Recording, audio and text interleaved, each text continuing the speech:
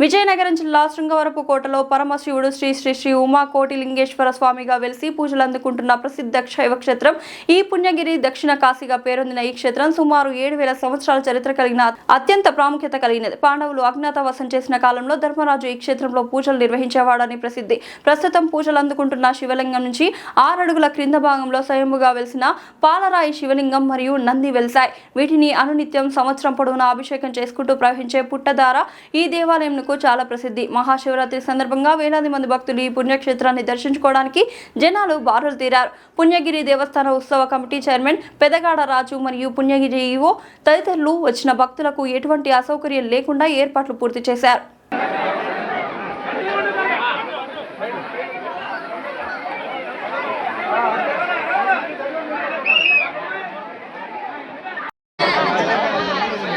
Last year అన్న భాగ్యం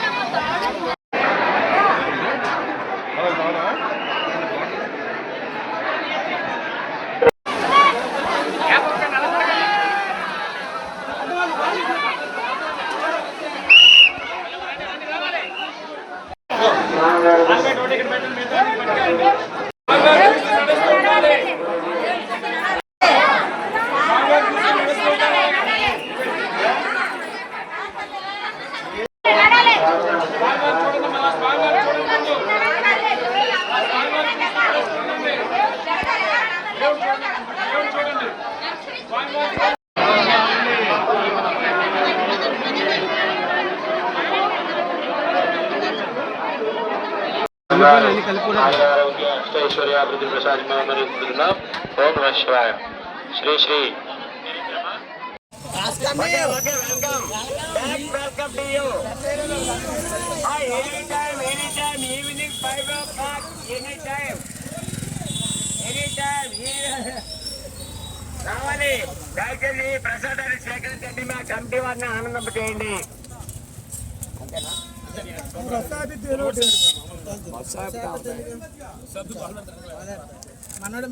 కోటిలింగేశ్వర స్వామి వారి దేవస్థానం విజయనగరం జిల్లా శృంగవరపుకోట మండలం ఎస్కోట గ్రామం పుణ్యగిరండి.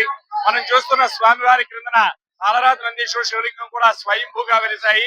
అవి భూ గర్భంలో ఉన్నాయి, తీయడం కుదరలేదు కాబట్టి దానిపైన దీన్ని కాశీ నుంచి తెచ్చి ప్రతిష్టాపన చేశారండి.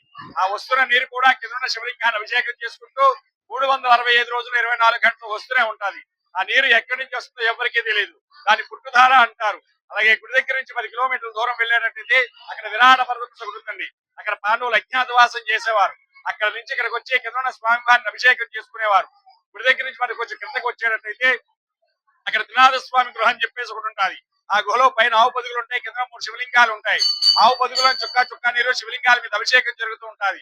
అది దాడి మనకు కొంచెం క్రిందకి వెళ్ళేటట్టయితే కోటిలింగాలు అని చెప్పేసి ఉంటాదండి. ఒక లింగం తక్కువ 1 లింగాలు అనమాట. అక్కడ అర్జునుడు పాశుపదాసురుడు తపస్సు చేస్తే మూషాజుడు అనే రాక్షసుడు పంది రూపంలో వస్తాడు. ఆ బాణాన్ని సంధించేటప్పుడు ఆ పందికి తగులుతాది.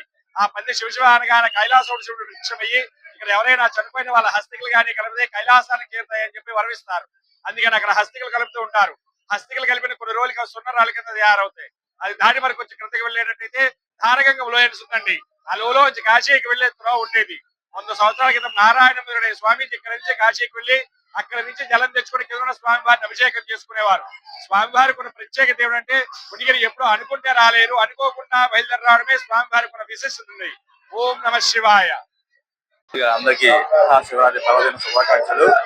ఈ పుణ్యగిరి క్షేత్రానికి చాలా దూరం నుంచి వస్తున్న భక్తులు అందరికి వేల సంఖ్యలో ఇక్కడికి భక్తులు దర్శనార్థమై వస్తారు. ఆ వచ్చే భక్తులకు ఎటువంటి అసౌకర్యాలు కలగకుండా మా ఉత్సవ కమిటీ కానీ, అలాగే ఎండోమెంట్ డిపార్ట్మెంట్ కానీ, ఎంఆర్ఓ డిపార్ట్మెంట్, అందులో ముఖ్యంగా పోలీసు వారు కూడా సహకారం అందించడం వల్ల చాలా సక్రమంగా కార్యక్రమాలు ఎటువంటి ఆటంకాలు అడ్డులు లేకుండా, ఎవరికి అసౌకర్యాలు కలగకుండా, ఎటువంటి ఇబ్బందులు లేకుండా చాలా చక్కగా జరుగుతుంది. ఈ పుణ్యక్షేత్రం జ్ఞాపకం చెప్తారు. గతంలో గతంతో పోల్చుకుంటే ఈ ఏడాది గతం కంటే అధిక సంఖ్యలో భక్తులు ఈ స్వామివారి దర్శనార్థమై వచ్చేశారు. ఇలాగే ఇక మహాశివరాత్రి తర్వాత చిన్న బ్రేక్ గురు